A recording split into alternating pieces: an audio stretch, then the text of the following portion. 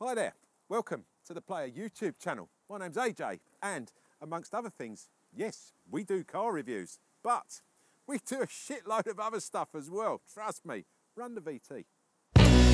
This is how a car should sound. Listen to this.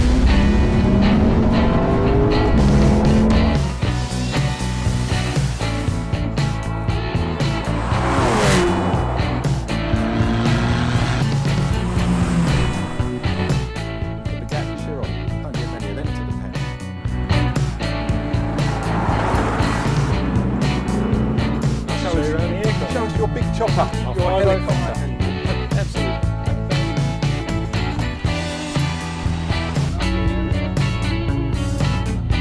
Ready? 3, 2, 1, go.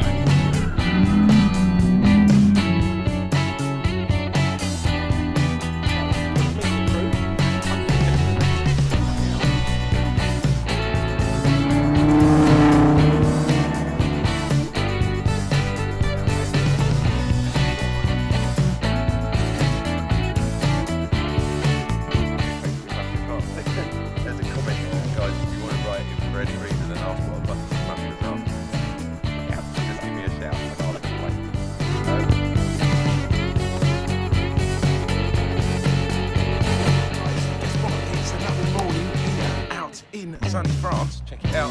Send it out to everyone and get those answers coming in. Competition, he's putting me right on here. Guys, doesn't get much better than this. We are walking down pit lane, Monaco.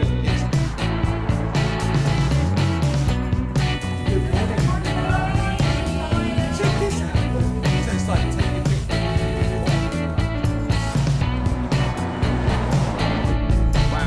It's almost like people respect a car these days, don't they? Yeah, running. Wait, Jimmy Allen, big Hello. Hello, mate. I didn't really question you, but I was just having a bit. Oh, really? Not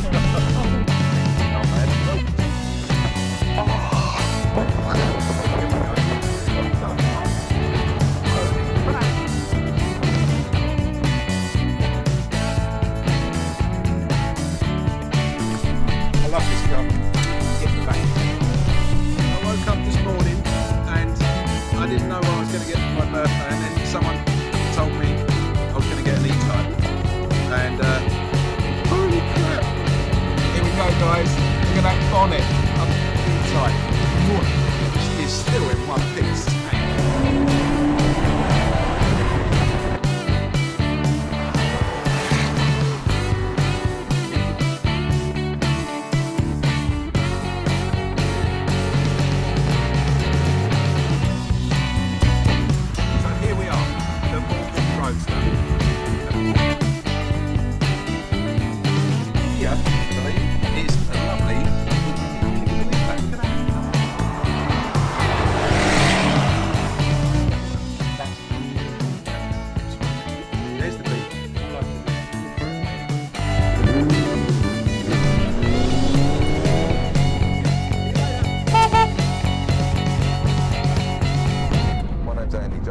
Welcome to the world of the player.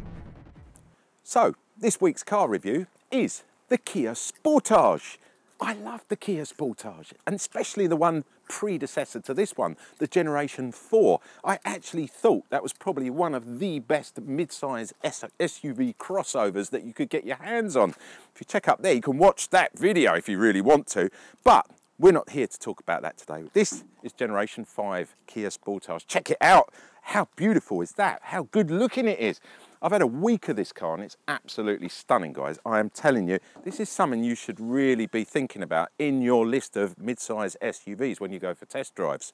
And I'm going to explain why and all about that in the next few minutes. However, one thing I do want to mention is, can you believe this? 1993, the first one of these was launched. 1993!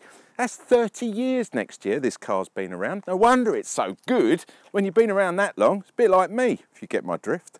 Anyway, we need to get around it, we need to get under the bonnet, check out the trim levels, check out all the engines, the gearboxes and all that stuff, and let you know what we think, our review of this latest 2022 Generation 5 Kia Sportage. So, as I mentioned, there are numerous trim levels with this particular car. The Sportage 2 is your entry-level car, and that's going to cost you around 26,000 UK pounds, or from 26,000 UK pounds. Moving up from there, we've got the GT line. You get a few extra bits and pieces, which I'll show you when we do the walk around, and that will cost you from 29,000 UK pounds. After that, you've got the Sportage 3, and the Sportage 4 trim levels, and then your top of the range car, which starts from around 37,000 UK pounds, is the GT Line S. Now, all of those prices will depend on what engine, gearbox and hybrid configuration you have under the bonnet here, as according to the price. So on that note, let's get under the bonnet and check it out. Bonnet release catch down here in the driver's footwell. Single pull, by the way, very easy. Oh, don't forget, if you're driving a left-hand drive vehicle, it's going to be in the passenger footwell because they're not going to swap it around. The actual bonnet release catch itself is a big lever in there in the middle, right under that lovely new Kia badge, which I really like. Pull that to the left, lift the rather heavy bonnet. There's no gas struts on this to help you. Give it a good push, get it up there, and you'll find you've got your strut there over on the left, just clicks in there, little arrow points to where it should be, nice and safe. Okay, let's talk about engines on the Sportage. 1.6 litre petrol engine, 4-cylinder, develops around 148 brake horsepower. Now that will change depending on whether you go for a certain type of hybrid, because can you believe there are 3 different versions of hybrid on this car? Only Kia could come up with that. So you've got a full plug-in hybrid electric vehicle, that's your PHEV. Then you've got a mild hybrid electric vehicle, and then you've got an HEV, which is your full sort of hybrid electric vehicle. Now you know the difference between mild and full hybrid, yeah? So mild can't use battery power alone. Okay, let's just get that one out of the way. I'm sure most of you know that anyway. Your full hybrid, which is what this car is, will give you, believe it or not, over 40 miles of pure battery power. And then obviously you've got your plug-in electric one as well, which is the one you actually plug in. Speaks for itself, doesn't it? Personally, I love this setup. I love the full hybrid. So it charges itself as you're driving along, uses kinetic energy when you're coasting or you're braking, and then it rebuilds the battery for you. And then when you go into traffic or you're going around town, anything under 30 mile an hour, you'll be running around on total battery power. This, in my opinion, is the way forward. I think this is a perfect setup. It doesn't get much better than this. There are a couple of differences in the brake horsepower. When you start adding hybrids to engines, obviously they come with motors and things like that, so they increase the brake horsepower. Now I suggest you speak to your Kia salesperson when you get down here, explain all those bits. Otherwise we're going to be here the next hour just talking about how much brake horsepower you get when you add a PHEV and so on and so on. 2 diesel engine options. One diesel engine itself, which is a 1.6 litre, and it will come as either 113 brake horsepower, or you can bump that up to 134 brake horsepower. If you want all-wheel drive on this car, it is available. Oh yes, of course it is. Again, it's Kia, why wouldn't they do that?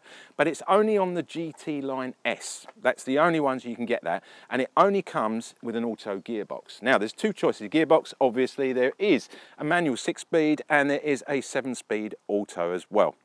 All in all, there's plenty of choices when it comes to the Kia Sportage. But what I want to know is, what do you get for your entry-level car, your Sportage 2? Let's take a look. So, entry-level Sportages get some nice LED running lights. They also get some nice LED auto headlights there as well. 17-inch alloys, very nice indeed. Some lovely roof bars. Rain sensing wipers, oh yes, and as if that wasn't all enough, you get foldy-in mirrors that heat up in the winter. Great news for your mum or your missus. You get front and rear parking sensors with this car, so when they're down the supermarket, not going to come home with any trolley smashes, if you get my drift. Up here you get a nice roof spoiler. Not only does it aid with the economy, it keeps the rear screen nice and clean as well. Underneath that you've got a stoplight there, it's an LED one, and you get privacy glass all thrown in. So, in addition to all those bits and pieces that you get with the standard car, inside there's even more, which is nice to know. For example, on the safety side of the car, you get autonomous braking in town, both front and rear. You also get the anti-collision avoidance system, which can be a little bit of a pain. I'll explain that when we get it out on the road. But one good thing, you get lane keeping and lane distance control with your entry-level car. On top of that, you've got hill descent control button here as well. Comes with a standard car. You get a DAB radio, you also get Android mirroring, Apple Play and Bluetooth. So all in all, this car, even on the entry level, is pretty covered. So the one thing I have noticed about this car is it's quite big. I mean, I know it's a medium-sized SUV, but we're talking over 4.5 metres long here. We're talking 1.6 metres high and almost 2 metres wide. I mean, that's, you know, a reasonable size, but it is good looking. It's really nice, and I love these rims on this particular car. The only thing I'd change on here, and I don't know whether it can be done or not, I wouldn't have the chrome strips on my windows like that. I'd like them in black, and then it would all match, and I think then it would absolutely nail it. Let's have a look round the back. You've got your fuel filler cap here, which is on the passenger side, if you're here in the UK. You've got some nice detailing going on here as well. Really love all this. Some nice aero down the sides here. You've got your privacy glass, which I mentioned, that's even on the entry-level car. And then you've got quite a lot of black going on at the back here as well. Thank you very much from our friends over in the field there, agreeing with everything I think I'm saying. I love all the aero on the back here as well, the diffuser at the bottom, just the whole design of the car, really sweet. Now, on certain trim levels, you do get assisted tail lift on this car. And this particular trim level, the GT Line S, which is what we're driving today, it gets it. A little bit slow. Did you notice that? It was a bit slow. You get the obligatory parcel shelf. We'll talk about that in a minute. I'm going to push it back out the way. It's a blind one. I don't mean it can't see where it's going. It's a blind, as in it pulls out, yeah? Don't get confused there. 591 litres of space. That's if you go for the straight 1.6 litre engine with just a, you know, a hybrid attached to it. If you start going PHEVs and all that stuff, that drops. So that goes down in litrage. Now, if you're not interested in the litrage and you're just interested in the amount of suitcases, 8 carry-on suitcases we managed to get in here. 8. It's huge, absolutely huge. And when the seats go down, which I'm going to show you in a second, 1,800 litres of boot space. That is massive. You get a double bed in here. It's absolutely huge. But that is the lovely thing about the Sportage, the versatility, the family versatility. You get bikes here. I've had 2 bikes in here 3 days ago. 2 bikes. Okay, I had to take the front wheels off, but I did get 2 bikes in here. Underneath here is a floor pan. Now, it's a dual level floor pan. You can pull it in and out. It comes out quite easily. I'm going to put it down to one side. You will notice in here we have a pannier, as the French lovely people call it. Now, the pannier, I have no idea what it's used for because there's nothing in here. So it's just literally boxes of stuff that you can put bits in. With this car, sadly, you get the puncture repair outfit. This is about as much use as an ashtray on a motorbike. You might as well just throw it away because no matter how much latex you pump into your tyre when you have a puncture, it's not going to cover that hole, especially if it's been dented from the side or you've hit the alloy. And then you can continue pumping it up with your little pump that they give you until kingdom come and nothing will happen. So you're better off just calling the emergency services. Either that or invest in a set of run flats, or if I pull this pannier out, it's not very heavy, you will notice there is a space down there because, as I say, this is not the battery powered, you know, it doesn't have the big battery in the back here. There is a space here for a spare wheel, which is utterly brilliant, and that's the way really I would go. I'd put a space saver in there. Right, we're going to put all this back while I'm chatting to you because I'm also going to show you how the seats go down because it all is very nice indeed. And I wanted to show you where we actually put the blind. Let's get the blind out. First of all, it's very easy to pop out. You just pull the bit underneath here like that, and it comes out so nicely, as you can see me struggling, he says. Now this should go under here and hide away nicely. So we're going to pop it in. It's got little side bits here, which you will see, and it pops in there nice and neat. Look at that. Now, you know, if you're going to build a parcel shelf, it's going to cost money. You don't want us throwing them away. You want us to be able to put it in there because if we're going to have to now get bikes in here or the pram, pushchair, whatever, or dogs, it's all hidden underneath there. Isn't that lovely, guys? Don't you like that? I do. I think it's genius. Let's put the floor back in. As I said, dual level floor. So when you've got that in there, look at that. Nice, no lip, no drop on it. Nice and easy. Nice height to get stuff in. If you've got a bad back, you're not going to have to lift very high. You just pop your shopping in there. Then it gets spoilt. You've got along here, this is going to get scratched. So buy yourself, when you're ordering one of these, if you do go to order one, buy yourself a cover that goes across here and it will look after that. And then when you come to sell it, you can either peel it off or leave it on or whatever you want to do, but at least it will look like it did when you bought it. In other words, don't let it get scratched. Okay, so in the back here, you've got a couple of shopping bag holders, one either side. There's a courtesy light over there, and you will notice just here to the right is a handle. Check it out. How easy is that? One-handed, there you go. All seats down. It is a 40-20-40 split on this car. When we get in the back for the passenger, I'll show you what I mean when I'm talking about a 40-20-40. So it's not your standard 60-40 split. 1,800 litres of boot space, guys. It doesn't get much better. Look at the height here. There's no drop here, apart from a bit of scratchy there, and just watch out on the back of the bonnet. This car is quite literally perfect. First up, before I jump in the back and test what it's like for the passengers, check out this door. Look at the rake on it. It goes miles back, gives you loads of room to get a kiddie seat in there. And another thing with kiddie seats in this car, the ISOFIX points on this car, they're just so simple to use. There's no poppy outy or any, you know, sprung loaded mechanism.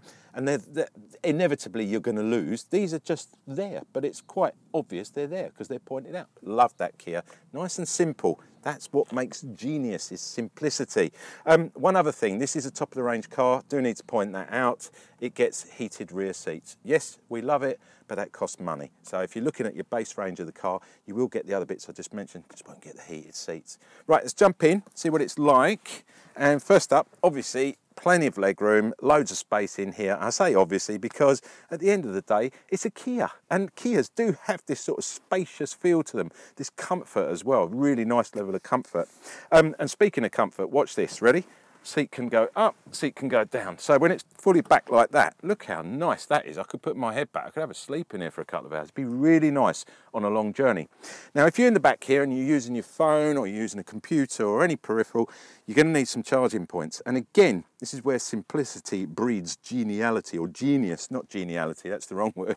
Genius is the fact that Kia don't put their charging ports in the middle here, because then the cables are all mixed up. And if you've got an extra passenger in the middle, he's going to have his feet all over it. You get where I'm going with it.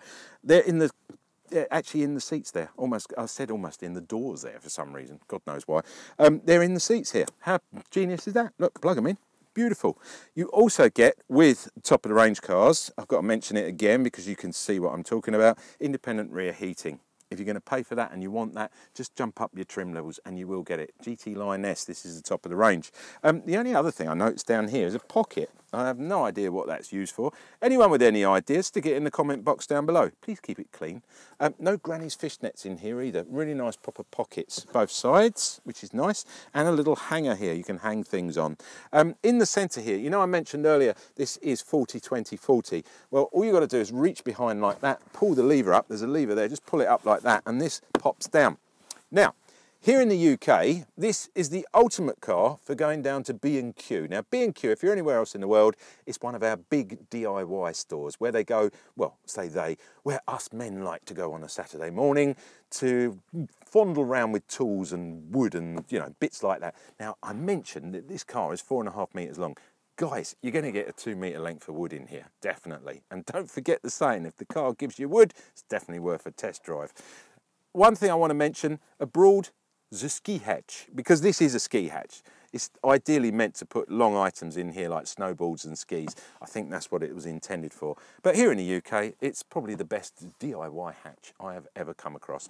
Let's fold it back up. I love the fact that both seats can fold down independently as well. So you've got quite a lot of versatility here. In the centre here, you get your nice sort of armrest. You've got a double cup holder in there. This car feels solid. It feels properly built. And that's, I think, what I've come to expect from the Kia range. All of the Kia range are like this. Really nice and solid. You feel the way that pushes in there. You can actually feel the quality. Recessed seat belts. I mentioned about the ISOFIX points. They're there, but you can't see them. Very nice. Now let's take a look. Transmission tunnel in the middle, very low. So that means getting across. And I want to take a look at this, see whether we can actually fit 3 adults in the back here. More than adequate. Not for long distances, but definitely a trip home from the pub or the restaurant, you're going to be the guy that is giving extra people lifts. Bear that in mind if you go out in this for the night. Everyone's going to expect that. But ultimately, 2 kids in the back here, easily, no problem at all. Or if you've got a nanny or granny wants to sit in the middle here, absolutely perfect. And don't forget, I did mention about, you know, getting in and out with that door is nice and easy for the aged people, the older people, which we like.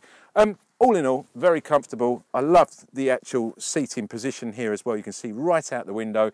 You get a decent size window here as well. And don't forget, even on the entry level, you get the privacy glass on the back here. So again, when you've got a little bit of, you know, car sickness, that, yeah, not amnesia, that means when you lose your brain, which is probably what has happened to me now. So we'll finish this review in the back here and we'll crack on and get round the front. See what it's like for the driver, which is the most important thing about the Kia Sportage. Sportage gets keyless entry and keyless ignition. The ignition button itself is there right on the central panel. You can't miss it because it says start and stop. Pretty plain obvious, that one. Over to the right here, there's a couple of buttons. I've got my favourite button here as well. I'm going to tell you about that in a minute. You've got your handbrake, which is there, and then you've got your traction control button. Below that, you've got a 12-volt battery reset. And then to the right of that, my favourite button, is the auto tailgate lift and close button. Now you have to hold it in. Now this is genius, because if you're out shopping and your other half's in the supermarket getting the shopping and it's pouring with rain or it's snowing or it's really cold and you're watching the football or you're on your phone watching something on YouTube and you don't want to get out of the car, of course you don't. It's going to spoil it, isn't it? So when you see them coming out, you know, immediately all you've got to do is just wave like that, all right? And then push that button there and it'll open up the back. Just keep your finger on it, let them load up the shopping, don't interrupt you. It's absolutely perfect. That's why I call it the genius button. Anyway, moving swiftly on to the right hand side over here, because this car is top of the range, you get fully electronic seats. So the GT line and above, you get electronic seats. You've got the memory buttons over there, and they're just putting, I really like the finish on this car as well. It's very nice. Now, one thing I noticed, and no one else did, but I thought I'd point it out to you guys as well. There's a lip over here, and that is actually a handle, so you don't have to lean. You know when it's out like that, and you're trying to get out like that to pull your door in, and inevitably you twist your back. On this one, look, you just put your hand there and pull it in. It's absolutely lovely. Right, let's move across. Have a little look at the steering wheel and the other bits and pieces. So on the steering wheel here, we do have all our driving aids. So we've got our lane keepy, lane distance control on here. We've got the trip computer. Well, let me actually put the power on so we can see. I'm going to put my foot on the brake so we can start it all up. There we go. It fires up. It's a fully digital cockpit here. I love it. The instrument cluster is just superb. It's really nice. Now, your actual control here on the top will change the centre of that accordingly. So you've got all different bits and pieces. You've got a compass in there. You've got your tyre pressures. You know, you can literally, and then you've got your, obviously your trip computer and things like that, which is all controlled left and right here. And then obviously when you are setting your cruise control or setting your speed limiter, which is the top button there, you've got a button there, left and up and down, which will set that accordingly. It's very easy to use. You get flappy paddles on this car as well. Talk about that when we get it out on the road. To the right is your wiper stalk. Pretty simple. Just set it on the auto. It'll come up in the display here, lets you know you're in the auto mode. To the left is your lighting control, which again, simple to use. Just set it onto the auto to do all the lights for you, which I really, really like. One thing I forgot to mention, down here, it's a little panel. You just pop it out, and in there is your fuse box. And that's where, if you do have any problems, that's where all the fuses are. It's so simple. And Kia just make life nice and easy when you're driving.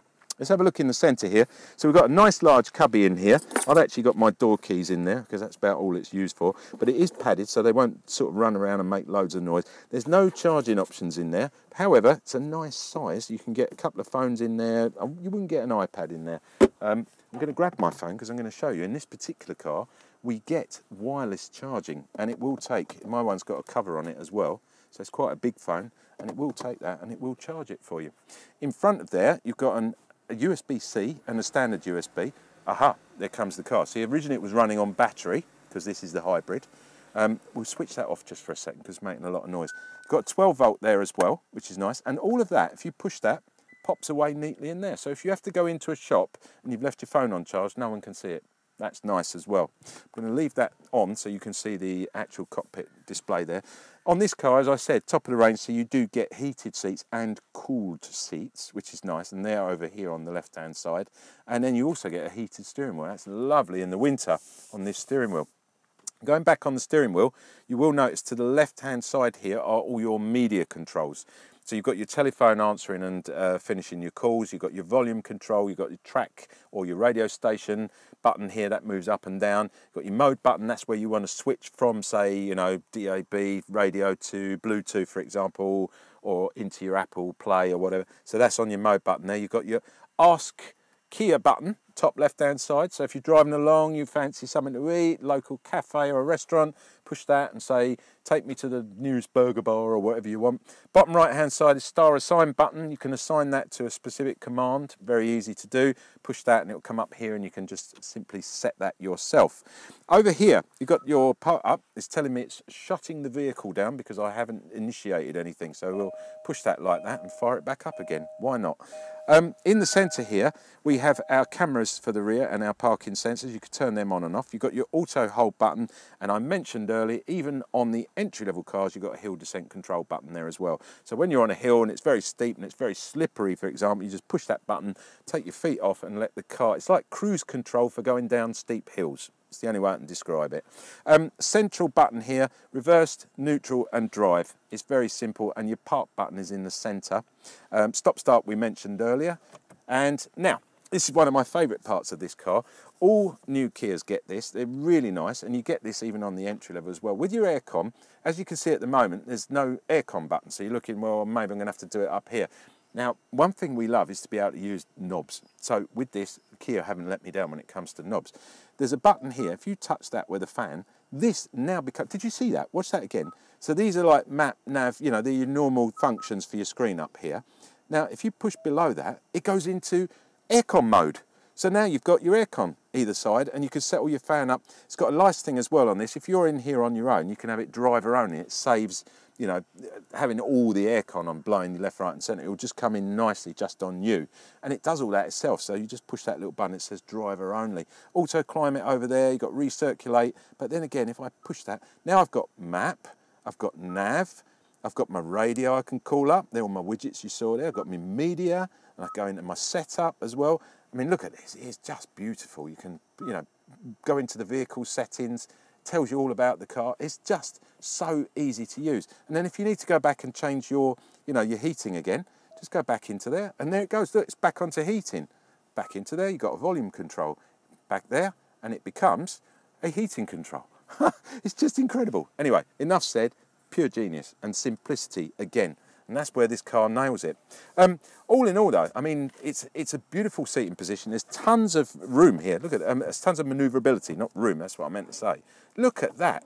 You can get that in any position you want. No matter how tall or short you are going to find a position that is comfortable for you. Let's check in the glove box, see how much room we've got in there. Again, I love this. This is a press car. We don't get a handbook with it. We just get a card. That's how it should be. Just a card for emergencies. Call this number. That's it. Simple as. Look at the size of the glove box. There's not one of those great big owner's manuals in there. Don't even need it. The owner's manual, when it does shut, that's unusual. Kia, normally first time. When it does shut, the owner's manual is on here as well. So if you do need to know where anything is, I've already showed you where the fuses are, but if you want to know how to put water in or where to put, you know, X amount of, you can go on the owner's manual on there. If not, just go on the internet. Very simple. This car benefits from a very lovely panoramic roof, which I'll open for you now. You get that GT line and above, GT line S, sorry, and above, and it all works itself very nicely indeed. Loving that. The only thing is you lose a bit of head height on it. That's the only problem. We've still got that volume coming up, so I put the volume down. All in all, guys, I mean, what a lovely car, the way it's set up. Double cup holder here. Oh, I like them. If you push the button, watch that, it pops out like that, and then you can put them back. You can almost play with these while you're driving along. It gives you something to do when you get a chance. There you go, and then you pop them. Oh, so nice, I love that. Really nice. Right, enough of me waffling. Let's get this car out on the road, see what it's like to drive, and see what the safety aids are like to use as well. Let's go do it. So here we are out in the Kia Sportage, and I've got to say, first up, what a great field of vision.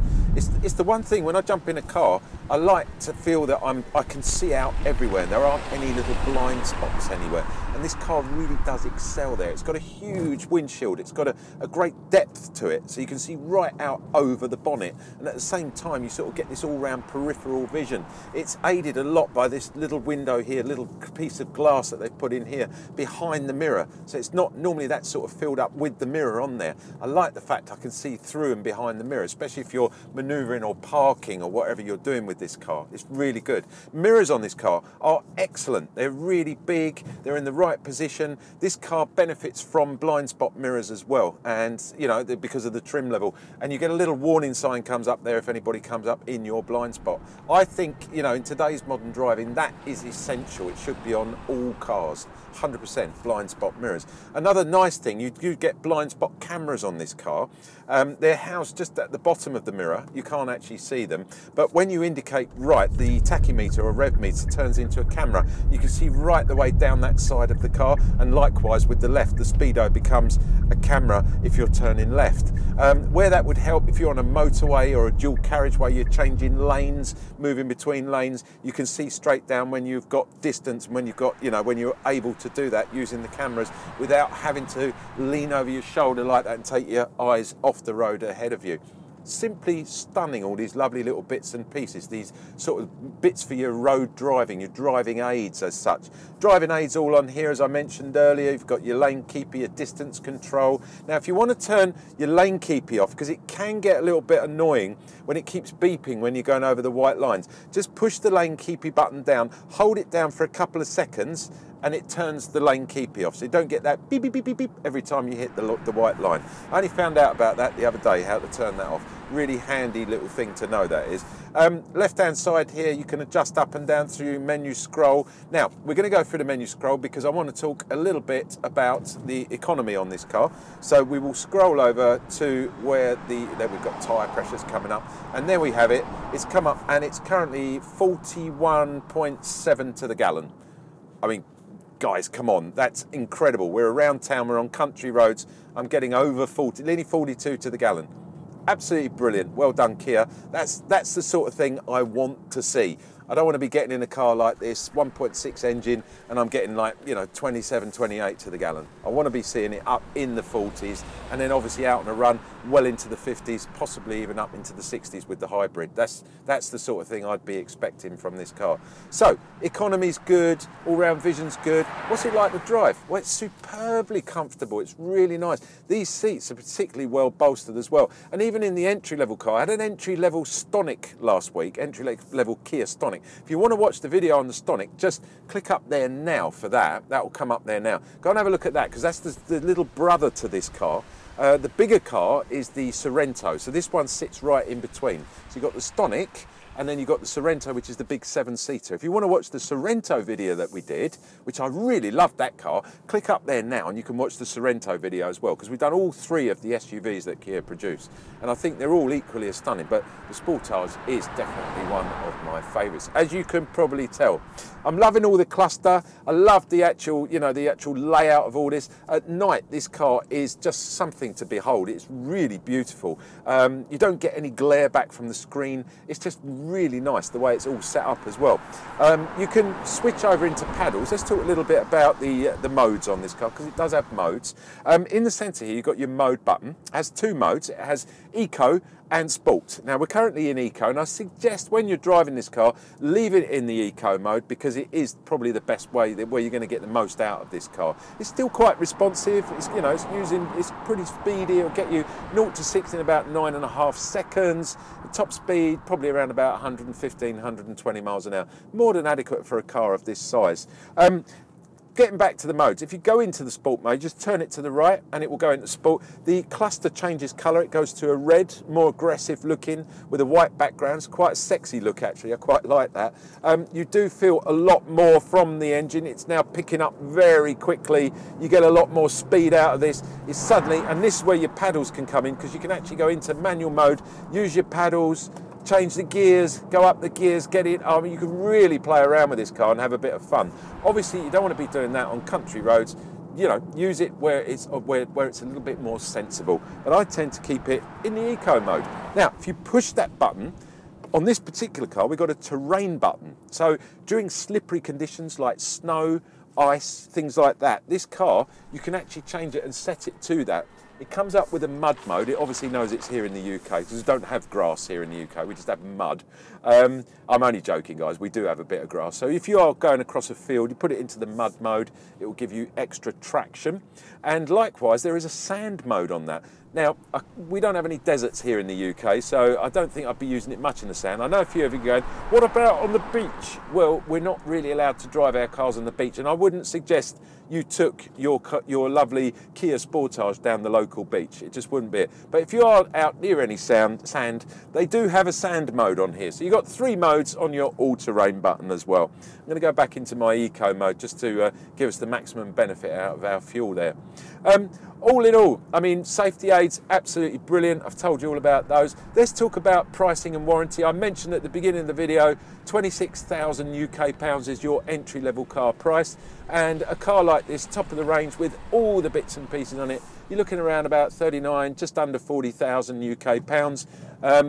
Not bad for the quality, the workmanship on this car. Warranty-wise, well, everybody knows Kia leads the way when it comes to warranties. You get a 7-year, yes, 7-year or 100,000 mile warranty with any Kia product, not just the Sportage.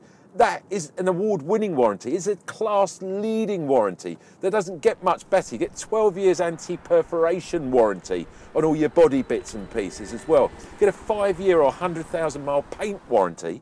And if all that wasn't enough, the first year of owning one of these cars, you get 1 year roadside assistance, all thrown in as part and parcel of the package.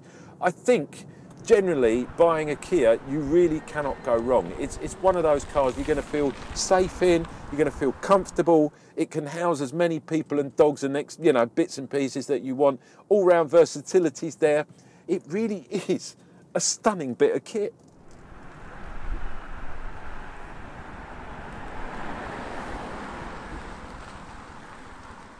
I'm going to let you in on a little secret. When we do these car reviews, when we film these car reviews, we have a storyboard, and inevitably at the end we've already discussed and agreed how we're going to end each of the videos that we put out. On this occasion we couldn't agree, because the only thing we could say about this car was go and test drive one, because it's that good. It's just ticked every box in our book. So get down to your Kia showroom and take one out for a drive and see what you think of the new Kia Sportage. You've been watching me, AJ, on the Player YouTube channel. I hope you've enjoyed our review of the Kia Sportage. We've definitely enjoyed filming it, and we've enjoyed having this car for the last week to get used to it, all its little bits and pieces. And as I say, it's been absolutely faultless. If you like what you're watching, then give us a big thumbs up. We don't get a bonus, we don't get paid any extra, but what we do get is a pat on the back from the boss and the sponsors to say, job well done, because if you thumbs up, that means you like what we're doing. And I'd really appreciate that. If you want to subscribe, it's down there. Leave the bell sign unchecked and you'll get regular updates on all the videos that we actually put up, because we don't just do car reviews. No, you've seen that at the beginning of this video. We do tons and tons of other stuff because we are part of The Player. And The Player is something you can get your hands on completely free of charge. It's a men's bookazine. It's a men's lifestyle magazine that comes out on the frequency of a magazine, a book, so it's a bookazine, if you get where I'm going with all that. Basically, it's 220 pages of everything us guys absolutely love. There's sort of cars in there, there's boats, there's jet skis, there's holidays, there's golf, there's food, there's interview, you name it, it's in there. 220 pages of it, guys. It's all yours for free, not the actual hard copy. I can't do that. They cost £100 UK each. If you want to buy one, by all means, buy one. But if you want a free one, you can have the online version, which is exactly the same as the big hard book that you can buy, but it's online. You can move it with your fingers, you can move it with your mouse, and all you got to do is sign up for it. And it's so easy. And I don't want to know your inside leg measurement, how many kids you got, what dog breed you bred. I don't want to know all that. Just want to know your name and your email. Head over to www.theplayer.co.uk. It's coming up here now. Wait a sec. There we go. It's in there. I'll leave it there for a few seconds so you can memorise it. Go to the top of that home page and you'll see register. And all you got to do, as I say, put your name in and your email. And then you can either download it and read it and look at it whenever you want. You can zoom in on it and all the stuff like that. Or you can just simply browse through all those lovely pages online. It's as simple as that. And it's completely free of charge from now until forever, because you watch me, AJ, on the Player YouTube. On that note, thanks for watching, guys. I'll catch you next week with something different. I look forward to it.